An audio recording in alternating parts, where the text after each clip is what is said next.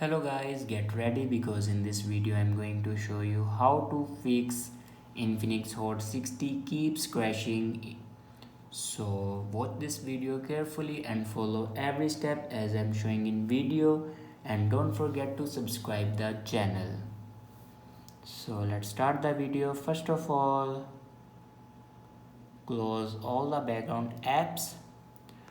Now here you can close all the background apps. After close all the background apps, then open settings. In settings, scroll down and click on system, and then click on reset phone. Now click on reset all data.